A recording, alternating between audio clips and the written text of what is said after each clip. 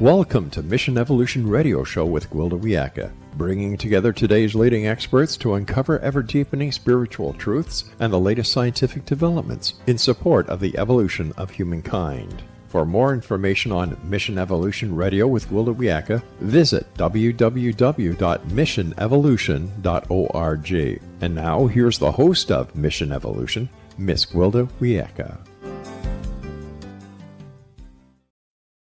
When our emotions are turbulent, concentrating on personal evolution or anything else becomes extremely difficult, if not impossible. Emotional upset, however, isn't necessarily indicative of a mental health condition. What hidden factors contribute to emotional instability? Mission Evolution Radio TV show is coming to you around the world on the X Zone Broadcast Network, xzbn.net.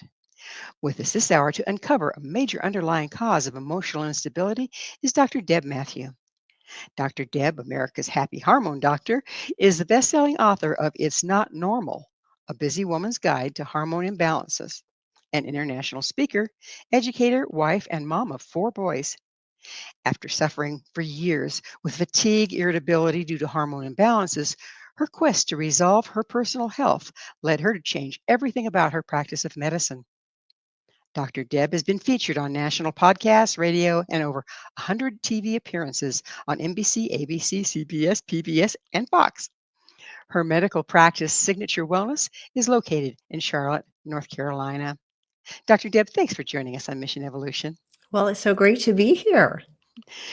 This is a wonderful topic, and I think it's overlooked so much. So you are a medical doctor, and yet your bio indicates you suffered for years with fatigue and irritability. Would you please describe your path to discovering what was really going on?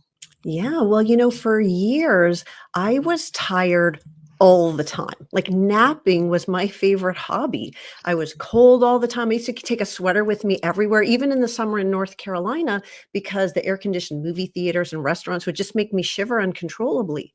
And those symptoms had been going on for so long that I just thought I was a cold-natured person who needed more sleep than everybody else. When I was in my late 30s, though, things got even worse. And I found myself shrieking at my kids over silly little things. And then I would feel so guilty because I didn't want to be that kind of a horrible mom.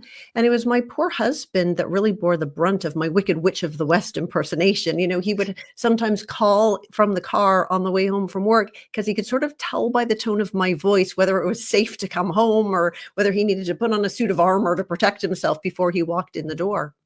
And what was so confusing is that I knew that how I was feeling and how I was behaving was really not normal. It was not me, but there was nothing in my medical training that helped me understand what was happening to me. And I knew that I wasn't really depressed. Like I didn't think I needed an antidepressant, but I really didn't know what else to do. And what changed everything for me is actually I read a book that was written by Suzanne Summers. You remember her, like the Thigh Master? And so she wrote a book about women's hormones. And in that book, I learned all about how these hormones affect our mood and our behavior and our sleep and the fatigue and all these other things that I'd been going through for so many years. And suddenly I understood what was going on. And once I knew what the problem was, then I was able to find the help that I needed. But I got to tell you, I was really resistant to reading that book because medical doctors don't want to get our medical information from celebrities. We expect that we were taught everything we needed to know at medical school. And the reality is, I sort of joke that I should get a partial refund because they left out a whole bunch of really important stuff that I needed to know. So once I got my hormones back in balance, I got my energy back. My kids got their mom back, my husband got his wife back, and I got my life back. But I didn't want to go back to just writing prescriptions all day anymore because that didn't make sense to me. So I completely retrained. And now for 18 years, I've been helping men and women get their hormones back in balance so they can have energy. They can really get well, a lot of times get off the prescription drugs and love the way they feel. It's amazing though. It seems like when it sneaks up on you, and then you start identifying with it, is what it sounded Yes, like. Is absolutely. is that pretty common that it happens slow enough that a person just thinks, I'm just really grumpy today, or I'm just, like you say, I'm just a cold Yeah. person, or When we're in our 30s, we're not thinking about menopause, right? Like there was nothing, I wasn't having hot flashes, like there was nothing to say to me, this is hormones that are making you feel the way that you do. And so I see women all the time, men too, but who know that they just don't feel right. They don't feel like themselves. And yet when they go to the doctor, we're not really given any help. We can be handed sleeping pills and antidepressants and anxiety pills. But if the real problem is a hormone imbalance, then those pills may only partially solve the problem and they don't really get us all the way well. so.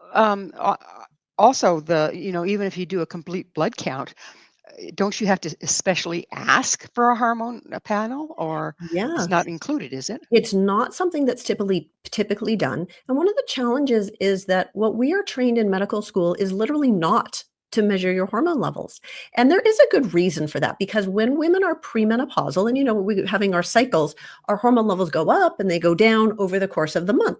So if you're in the doctor's office on some random Tuesday afternoon and you say, "Hey, doc, could you check my hormones?" They feel like, why bother? Because next week it's going to be different. The week after that, it's going to be different. So we're sort of taught, don't even waste your time. And then when we're past menopause, when we've been through menopause, then our hormone levels are going to be low. And so they just feel like your hormone levels are going to be low. Why should we bother to check?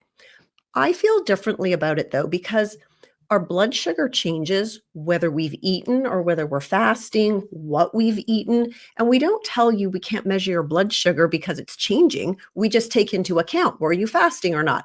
Your blood pressure is going to change whether you were like super stressed out trying to get through traffic to get to your doctor's appointment. And then you show up and your heart's pounding. That's going to make your blood pressure higher. But we don't not check your blood pressure just because it changes. We just take into account, okay, well, you're really stressed out. Let's check it again later when it's gone down. So the same thing is true with hormones. We definitely can check them. It's just how we interpret the results that's really important. And it's not really what we were trained to do in medical school. So, in your case, why was the hormonal imbalance overlooked for so long? Two times actually when I was in medical school, doctors looked right here at my throat. This is where your thyroid is, right at the base of your throat. They looked at my throat and said, your thyroid is enlarged. You should go get it checked. And so I went to see my doctor, and both times I was told, your labs are normal. And I kept on being cold and being tired and struggling with my weight. And I had dry, limp hair, all symptoms of low thyroid function. And eventually, finally, after about 10 years of symptoms, now my thyroid lab finally was not in the normal range. And I was finally treated with thyroid replacement. But I felt no different. And I went a whole nother 10 years. So now it's been 2 decades of having the same symptoms until I read that book by Suzanne and learned about hormones and learned how to get my thyroid hormones actually working. And those hormones or those symptoms are a thing of the past. But it took 20 years before I got the right diagnosis. And my story is not uncommon. There are many, many women out there who have all the symptoms of low thyroid, but they're always told their labs are normal. And the implication is if your lab is normal, can't be your thyroid. Therefore, it must be that you are lazy or it's your personality flaw or, it's just you. Um, so either they're told everything is normal or they're given a thyroid pill, but it doesn't really work. Maybe it makes their blood test look normal, but it doesn't make them feel normal, which was my experience. Does that have to do with uptake? I mean, I know there's several kinds of thyroid, and it's kind of hard to get the second kind. You have to probably have it done in a compounding laboratory. But isn't there's more to than just the thyroid, right? There definitely is more to just the thyroid. So, one of the things that is interesting to think about is our thyroid hormone is the hormone that regulates energy generation. It tells us to raise our body temperature so that we can be warm. So, if you don't have enough thyroid, you tend to be cold. That's why I was carrying my sweater in July in North Carolina. It tells you to burn fat instead of store fat. That's why women who don't have good thyroid function really struggle with their weight. Trying to lose weight if your thyroid hormones are not where they need to be, it's like beating your head against the wall. It's so frustrating. It just doesn't work. But It's more than just your thyroid gland, because your thyroid gland makes a certain kind of thyroid hormone. It's called T4. And that T4 goes around and around in your bloodstream, but it doesn't actually do anything.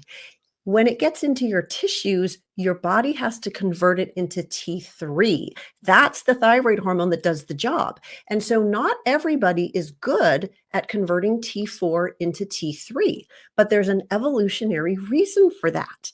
Because back in the olden days, when there was a famine, we didn't have enough food to eat, if you were burning too many calories, then you were more likely not to survive the famine. If you were good at conserving energy by not activating your T4 into T3, you were more likely to survive the famine. So we all are descendants of the people who survived this famine. So we all are people who are more prone historically to not being great at converting the T4 into the T3. So the standard thyroid pills that we give are just T4. But if you take that T4 pill and it makes your thyroid labs look great, but you can't activate it, then you're still stuck with all the same symptoms.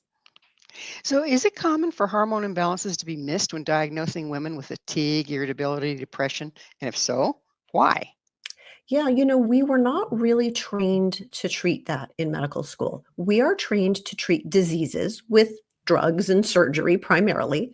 And this is not the things that we're talking about today aren't really diseases. So hypothyroidism, okay, I guess we could say that, we are trained to diagnose it. We're just not well trained. We miss a lot of things.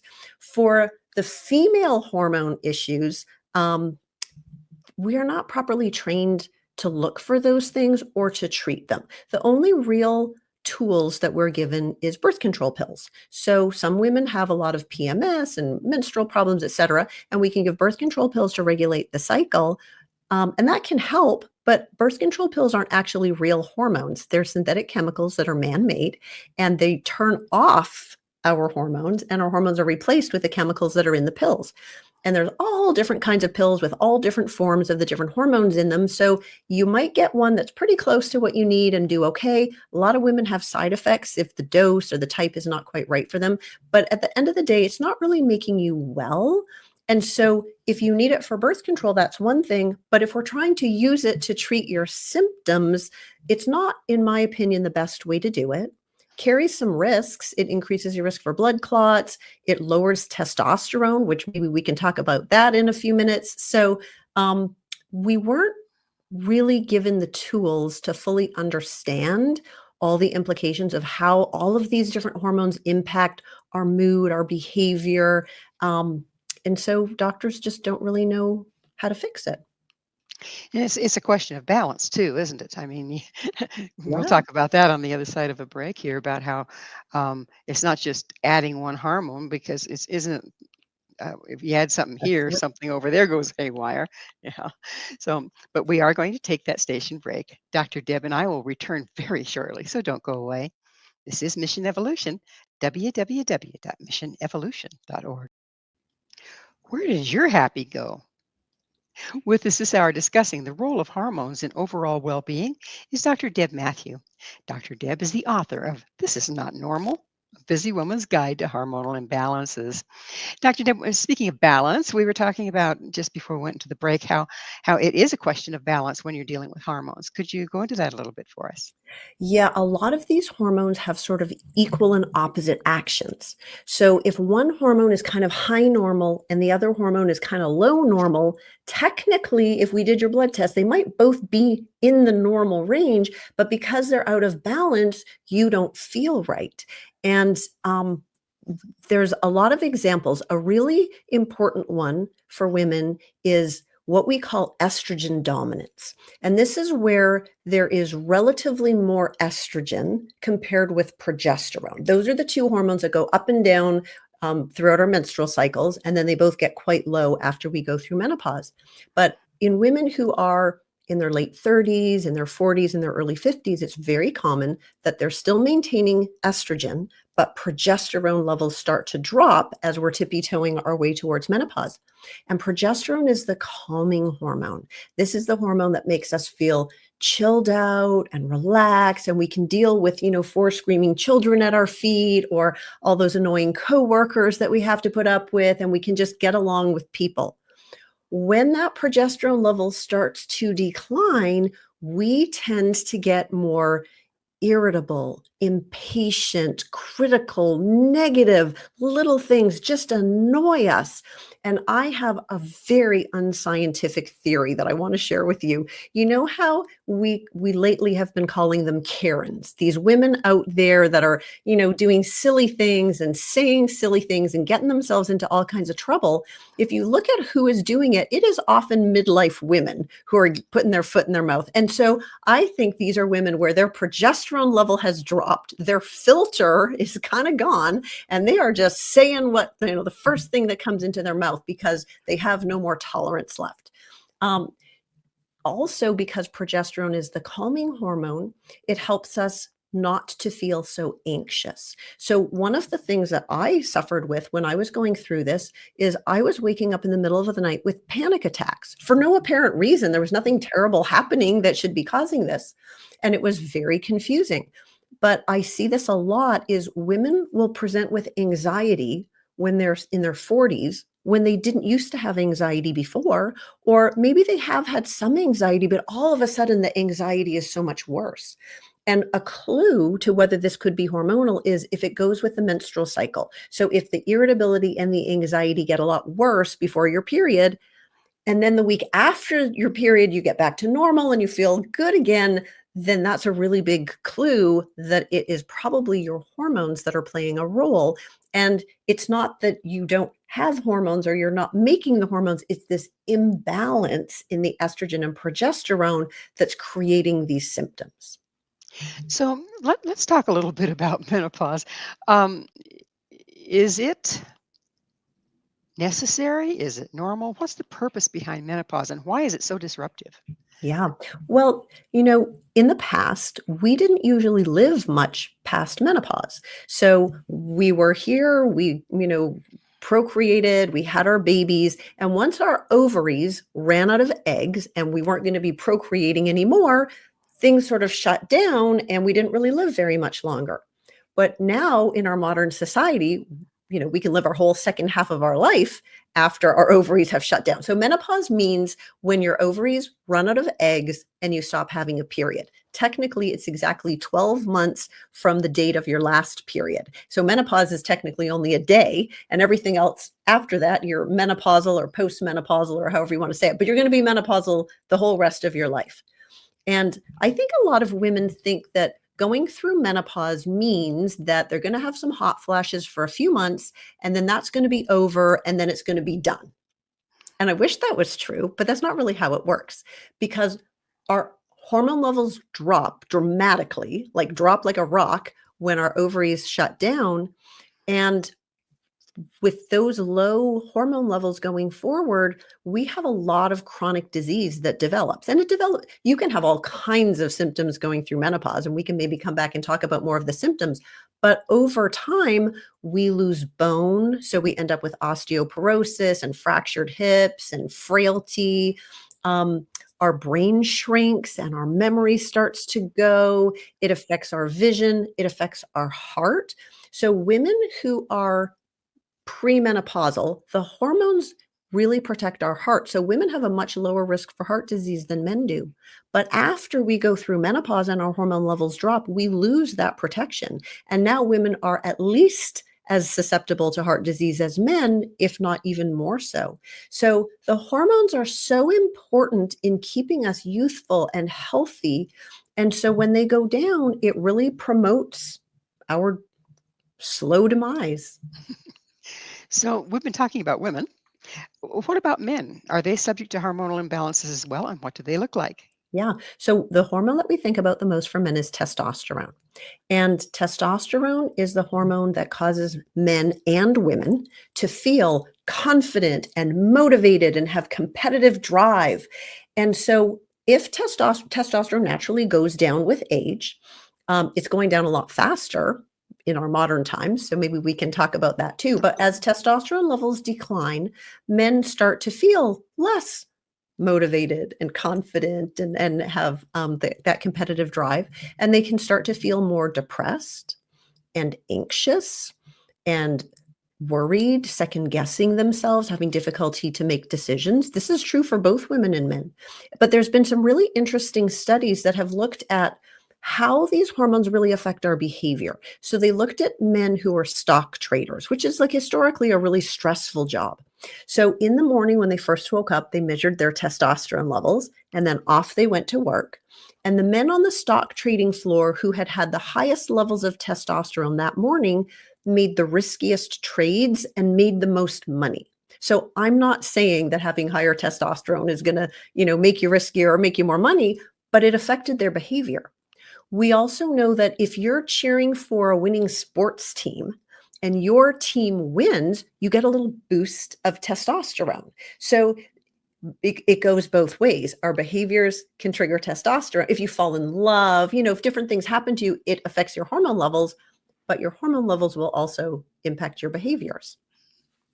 Fascinating. So it kind of makes you wonder, how much are we who we are and how much are we our hormones, right? I think that's such an important point because these hormones play a really important role in who we are on the inside, how we relate to the world around us, how we react to other people. And so there's so many other things that affect that, our life experiences, etc. But if we notice that something has changed and we can't really explain it, if you're anxious for no good reason, if things in your life are going well, but yet you feel really depressed, if you can't think straight and remember things and you have to make lists for your lists because you can't remember stuff, it really could be your hormones. That's amazing. That's the case with men and or women, right? Yes, absolutely. So how do hormones affect our mood, thought, and behavior? I mean, you mentioned some examples, but what's the mechanism going on there? Yeah. So hormones are chemical messengers. They tell our cells what to do. So they tell our cells whether we should burn fat or store fat. They tell our heart whether it should beat faster or beat slower. And we have many, many hormone receptors in our brain. So all of these different hormones, all of our hormones, thyroid, cortisol, which is our stress hormone, estrogen, and the progesterone, which is the calming one, testosterone, which is the motivating one. All of these hormones impact our brain and they affect our thoughts, our emotions, our feelings, our behaviors. We have happy hormones like serotonin, which we think of it as the happy hormone. A lot of our antidepressant medications work by trying to boost serotonin levels in our brain. Oxytocin is a hormone that is like the cuddle hormone. It's the hormone that makes us want to be close to people and to nurture. And it is a hormone that is released when moms are breastfeeding their babies. And so that stimulates that mother-baby bond. So the hormones are really very, very important in affecting how we feel. And so I think that if somebody marches into their doctor to say, I don't feel good, I don't feel right, I'm anxious, depressed, irritable, unmotivated, whatever the case may be, I think that we should be thinking about hormone levels, not simply thinking which antidepressant prescription should be written. Yes, to start at the source, right? Instead of the band-aid. So in our modern world, we've got a lot of artificial things, and it's not nice to fool Mother Nature. How much of the artificial things in our environment are at the base of some of these hormone imbalances? Wow, you really picked a great question. So many of the chemicals that we are exposed to are what we call endocrine disruptors, hormone disruptors. That means they muck up how our hormones work. Sometimes they mimic the hormones. So they kind of, for example, there's some things that act like estrogen. We call them xenoestrogens. So they act like estrogen, but not exactly the same way. And so they cause all kinds of problems, including potentially causing more breast cancer, causing lower testosterone levels in men. And some examples of these are very common things. So most people have heard of bisphenol A or BPA, which is in plastic. And so like reusable plastic water bottles, for example. And because we know that BPA is a hormone disruptor, more and more companies are starting to take it out of the plastics. And now you can get ones that say BPA free. The problem with plastic is that they've replaced the BPA with different kinds, BPB, or different ones that have never been tested. So we don't actually know whether they're better. Maybe they're actually worse. They just haven't been around enough and we don't know. Another important hormone disruptor in plastics is called phthalates, which is spelled with a silent P. So don't ask me to spell it right now, but phthalates. And those are what makes plastic soft. So when my son, he's going to be 28 this month, when he was a baby, we had all these little soft, chewy toys that we used to give our babies to teeth on. But those toys were filled with phthalates. That's what made them soft. Nipples on baby bottles. But they've been taken out. We know that those aren't safe. They've been taken out of children's things, but they're still in our plastic, disposable water bottles, the soft water bottles. And so they leach into the food and, into the water and get in our body. Another really important one is plastic wrap, that you cover your food with. So especially if we put the food in the microwave covered with the plastic wrap, the steam from the food is leaching these phthalates out of the plastic and into our food. And then this phthalate gets in our system and it's a hormone disruptor and it mucks up how our hormones work. There's many examples. Another really important one is called atrazine. And atrazine is an herbicide. So we spray it on, the crops, et cetera, to keep the weeds out. But then the rain comes, it washes into our waterways, gets into our bodies. And atrazine actually can turn boy frogs into girl frogs. And apparently there is enough atrazine in the urine of an average American man to turn a boy frog into a girl frog. Now, we don't know what this does to humans because we can't really do that experiment, right? We can't take people and give them a whole bunch of atrazine and see what happens. So we know that it's not good. One more example is we all used to use that antibacterial soap. And you can't get the antibacterial soap the same way anymore because it had an ingredient in it called triclosan. Well, And we're going to have to leave this as a cliffhanger. okay. We're going to talk about antibacterial soap on the other side of a commercial break. Dr. Deb and I will be right back to continue our discussion. So stay right there. This is Mission Evolution, www.missionevolution.org. Beware the modern convenience. This is Mission Evolution, missionevolution.org. With us discussing the link between what we eat, hormones, and emotions is Dr. Deb Matthew. Her website, signaturewellness.org. We were talking about washing your hands with antibacterial soap, and Lord knows there was plenty of that going on during COVID. And then people kind of stuck to that. It's like they feel safer, or they have the hand sanitizers, etc. And you're saying there might be a problem there. What is it? So a few years ago, triclosan, which was the main ingredient in antibacterial soap that we all used, it was removed from the market. And the reason that they took it out is because it is a known hormone disruptor that causes problems with estrogen in women and in men. So they did an experiment, and I don't remember now if it was mice or gerbils or hamsters or some little rodent creature. And when they gave them this triclosan from the antibacterial soap, it caused their testes to turn from pink to blue. So once again, we can't do that study on humans. It would not be ethical. So we don't exactly know all the things, but we do know that it's not good. So it's an important thing to talk about because when our hormones are affected, it affects our mood, our energy, our behavior. We have an epidemic of depression and anxiety in our world right now. And of course, there are many factors that are contributing to it. It's not only the hormones, but it's interesting to think about how much of that could be contributed by these hormone changes that are a result of the environment. Fertility is something that we're really concerned about with all these hormone disrupting chemicals. So how is this going to affect the future evolution of humans with what we've done to our environment? We don't know.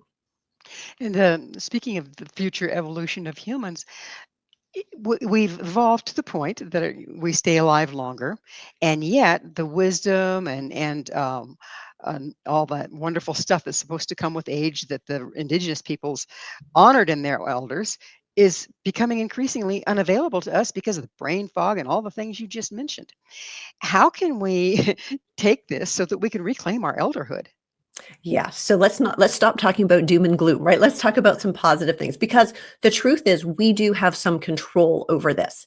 And there are some small things that we can all do that aren't overly complicated in order to keep ourselves healthy and to age gracefully and to keep our hormones balanced no matter what age we are. So one of the important things is to think about our nutrition because, of course, we need to fuel our body with healthy nutrients. And in order to produce the hormones in our body, we need the right building blocks. We need enough of the healthy fats. And so many years we told everybody low fat diet, low fat diet. But all of these hormones that we're talking about today are all made out of cholesterol. So cholesterol is not a bad thing. In fact, if your cholesterol is high, that's just a warning sign that something's wrong. But we need cholesterol to make estrogen and progesterone and testosterone and cortisol. And so sometimes your cholesterol goes up if your hormones are deficient because your body's trying to make more of the ingredient it needs to make more hormones.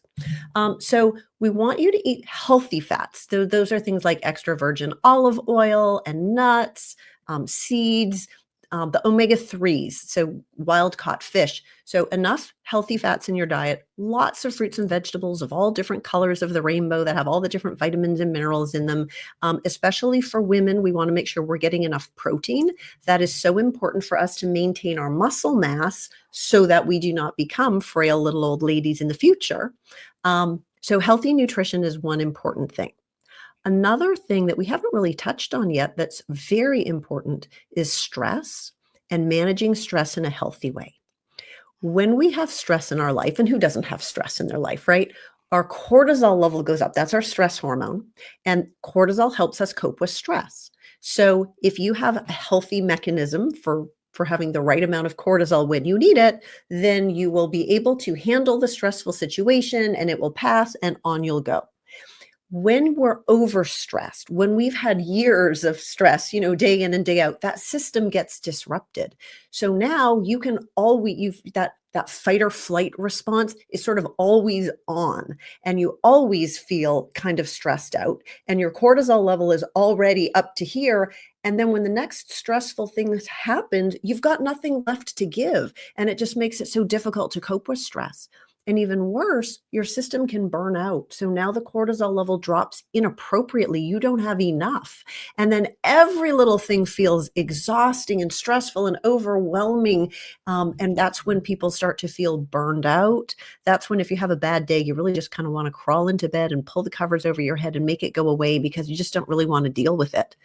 And there's a really common pattern that we see, which is that it gets hard to get out of bed in the morning. Cortisol is kind of like long-acting adrenaline, and we're supposed to naturally get a little boost in the morning so that your eyes pop open and you jump out of your bed ready to take on the day.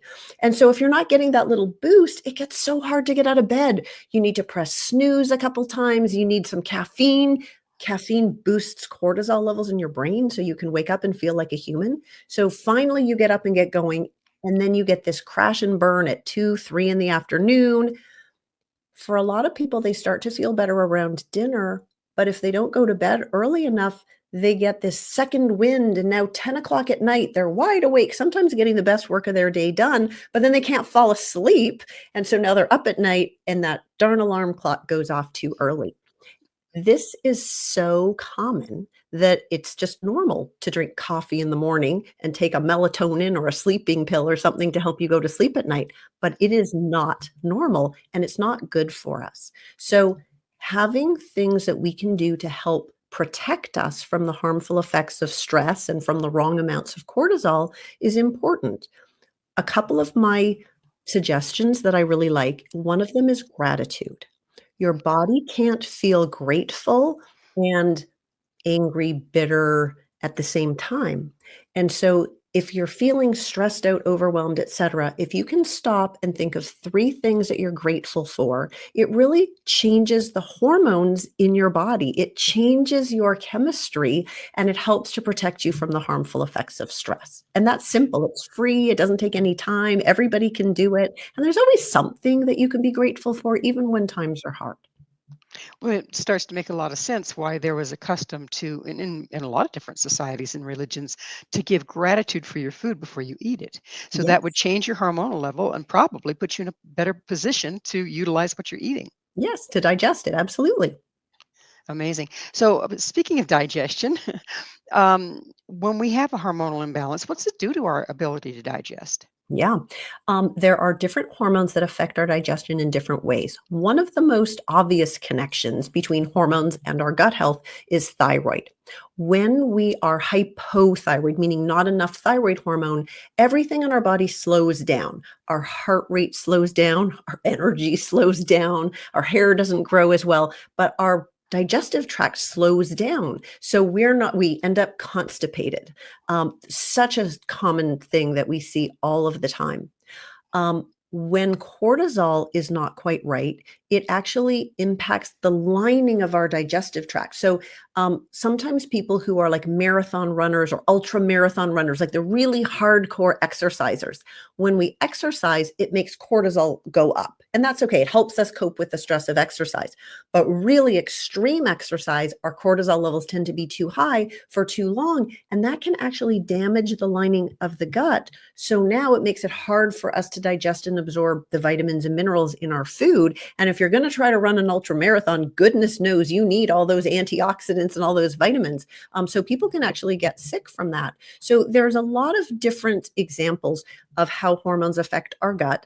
A lot of women will recognize it right before their period. They can have some bowel changes. Sometimes they get loose stools, for example, when they're having PMS. And it also is the flip side that we need a healthy gut in order to have healthy hormones. When our body makes the hormones every day, our liver has to filter the hormones out of our bloodstream, dumps them in our gut, and then we have to poop them out. So if you're constipated, you may not be properly processing your hormones, and estrogen in particular can build up, and then we get more of that estrogen and progesterone imbalance, and you feel anxious and irritable, and you're shrieking at your kids, and your husband's calling you from the car to see if it's safe to come home. The bacteria that live in our gut, right? We've all got trillions of bacteria in our gut, like probiotics. The bacteria also help us to process our hormones in a healthy way. So if we are eating food that contains pesticides, it can change our gut microbiome, the bacteria in our gut, because the pesticides kill the germs on the plants, but they also kill the bacteria in our gut.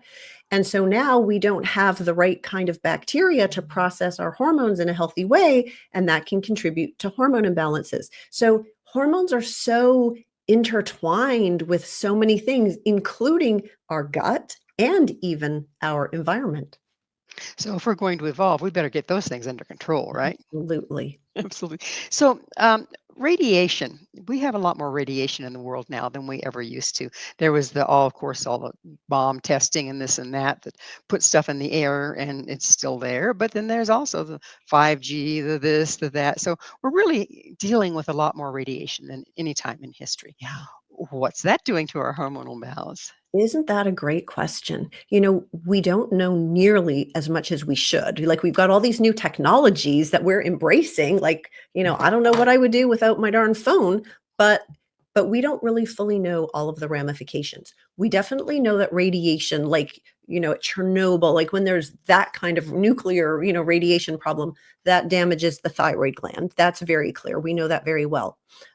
There was a study, though, that took kids who had type 1 diabetes. So that's an autoimmune condition that impacts how you can make insulin, which is the hormone that regulates your blood sugar. And what they did was they knew what was going on with their blood sugar and what their doses of insulin was when they were, in their normal environment. And they took them out way into, the meadow somewhere far away from any towers and cell phones and Wi-Fi. And they got them to the most pristine area that they could.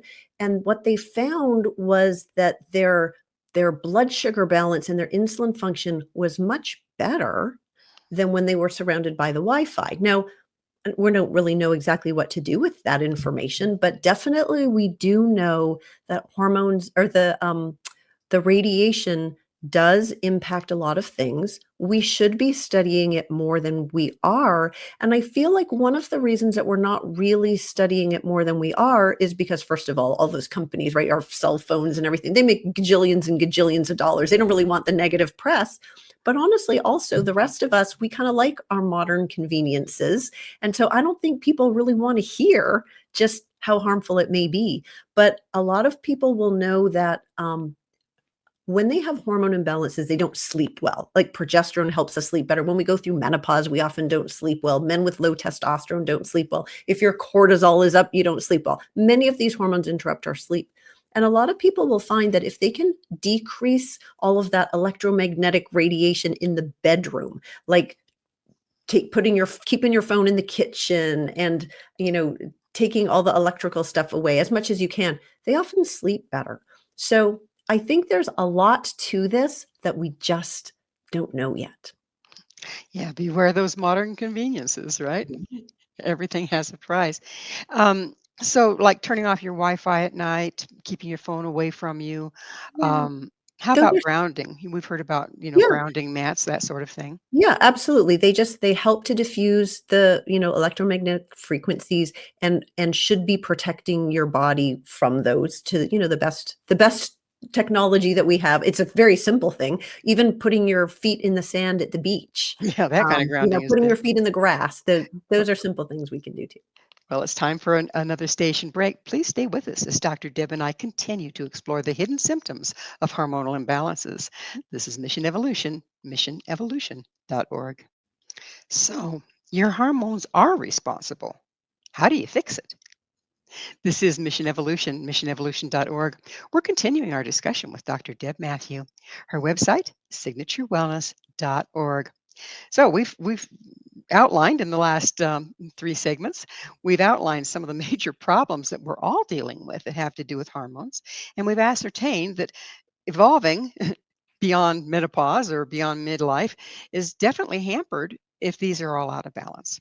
So, how do we fix it? Right. So we've talked about healthy nutrition, managing stress in a healthy way, trying to reduce our exposure to things like plastics and chemicals in the environment, and trying to protect ourselves as much as we can from the electromagnetic frequencies that are sort of all around us. And I think it's really important to say again that these are all things that are within our control because we can't go to the doctor and have them fix us. Like there is no quick fix or easy pill, and we all need to take responsibility for our own health. We all need to be our own best advocate and realize that there is so much about how we feel that is within our control. So sometimes people are so severely depressed, for example, that they just can't get themselves up and, go for a walk or eat the healthy food. And so if that's the case, then that's where medication is really important.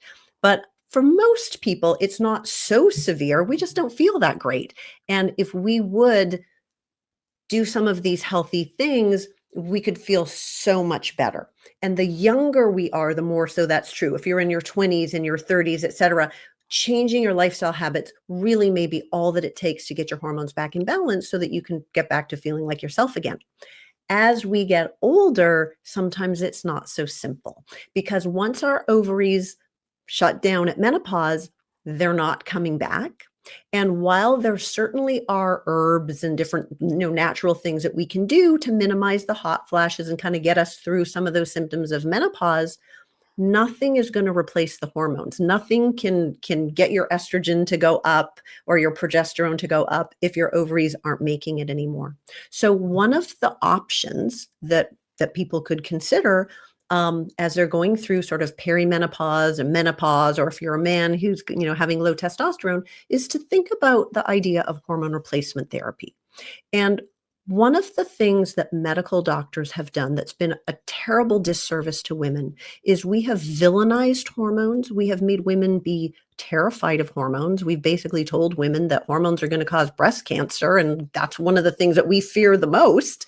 And so for the last 20 plus years, doctors have been telling women that they need to just get through it. It's just the passage of life, just learn to live with it. This is the new normal. And that just unfortunately is not true. The truth is that hormones do not increase the risk for breast cancer, especially estrogen. Estrogen is the one that everybody knows estrogen causes breast cancer, except that it actually doesn't. Estrogen is actually very important for women's health to protect our heart, our brains, our bones, prevent us from having stress incontinence and needing to wear Depends and ending up in a personal care home, frail with the walker. And the study that caused all these problems, it came out in 2002. It shocked everybody that it said that hormones caused breast cancer. But what it really found when we go back now, because we've had 20 years, more than that, 24 years, to go back and look through the data. What we found is that in one group of women who were given a combo pill that had synthetic man-made forms of the progesterone. So it was a combo pill with estrogen and progesterone. There was a teeny tiny increase in the risk for breast cancer. So with women who were not on any kind of hormone replacement therapy, there were about 4 cases of breast cancer for every 1,000 women. If we gave women this combo pill, now there were about 5 cases of breast cancer in 1,000 women. So it was there, but it was really teeny tiny. And we honestly, based on using all our statistics, couldn't even tell if it could just be by chance. You roll the dice enough times and something comes up. There was another group of women who just got estrogen in a pill all by itself. And not only did those women not have an increase in the risk for breast cancer, they actually had a reduction in the risk for breast cancer, which is shocking because that is the exact opposite of what people have been told. So my message is that we need to at least let women know the risks and the benefits so that each woman can make her own decision whether this is something that she wants to think about or not.